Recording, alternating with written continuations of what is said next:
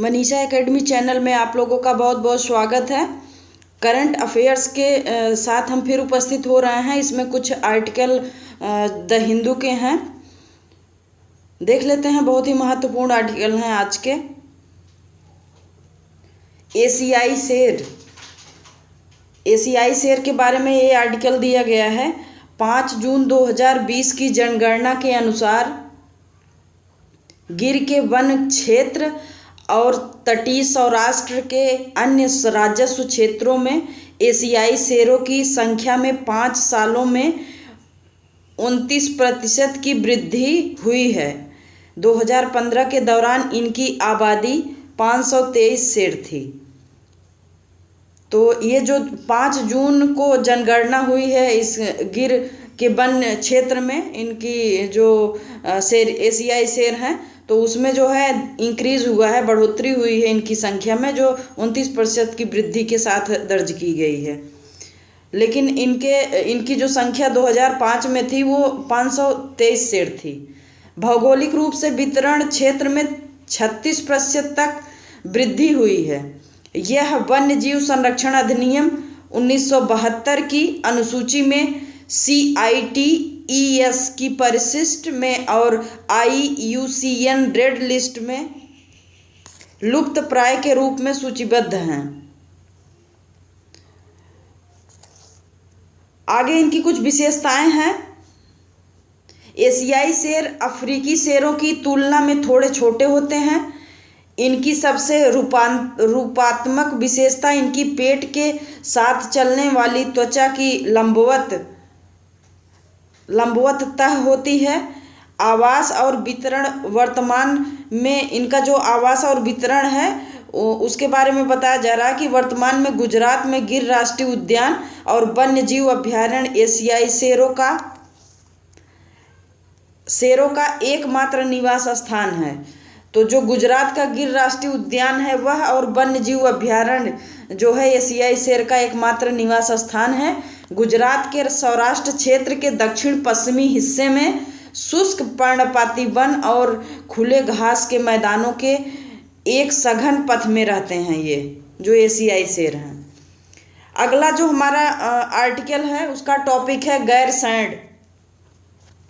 तो इसके बारे में देख लेते हैं, ये चर्चा में आज क्यों रहा है या पिछले कुछ दिनों से चर्चा में क्यों रहा है। तो ये चमोली जिले में स्थित गैरसैंण को औपचारिक रूप से उत्तराखंड की ग्रीष्मकालीन राजधानी घोषित किया गया है।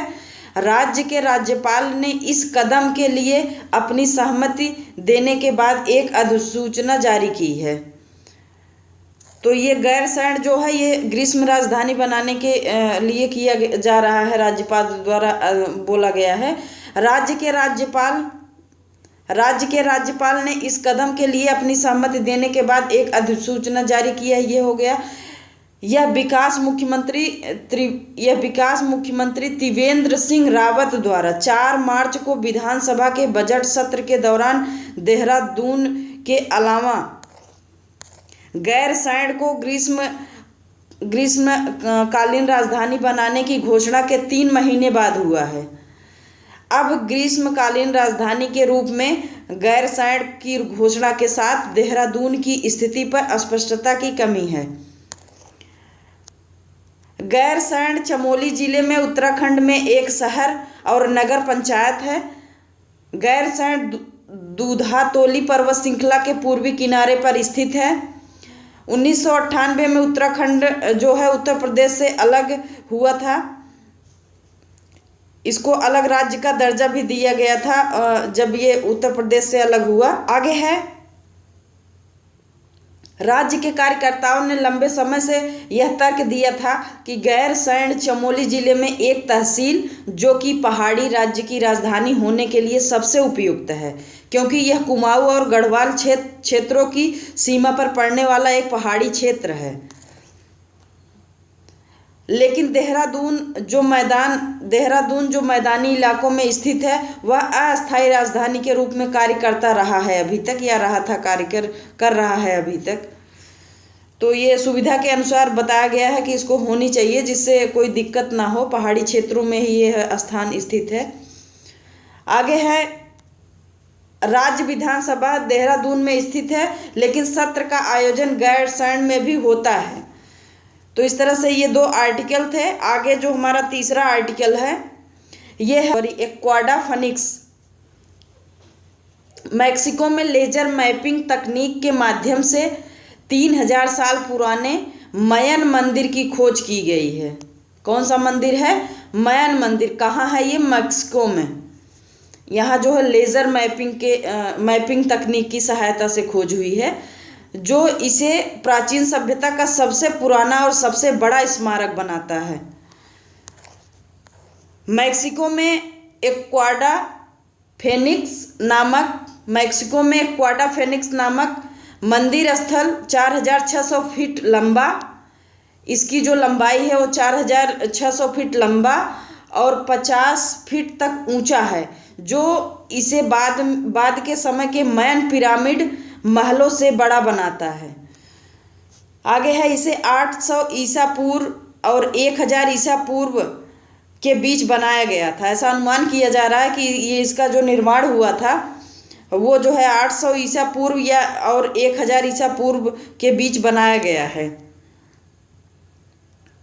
खोज से सबसे उल्लेखनीय खुलासों में से एक शासकों और कुलीनों से संबंधित पत्थर की मूर्तियों का पूर्ण अभाव था, जैसे कि विशाल सिर और सिंहासन, जो आमतौर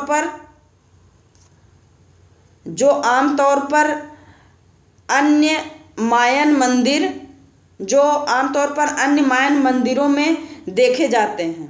इससे पता चलता है कि जिन लोगों ने इसे बनाया था वो मायाओं की बाद की पीढ़ियों की तुलना में अधिक समतावादी थे। तो इस तरह से 3 महत्वपूर्ण आर्टिकल थे। हमें उम्मीद है आपको ज़रूर पसंद आया होगा। यदि पसंद आया तो वीडियो को लाइक करें, चैनल को सब्सक्राइब, कमेंट, शेयर करना ना भूलें। धन्यवाद।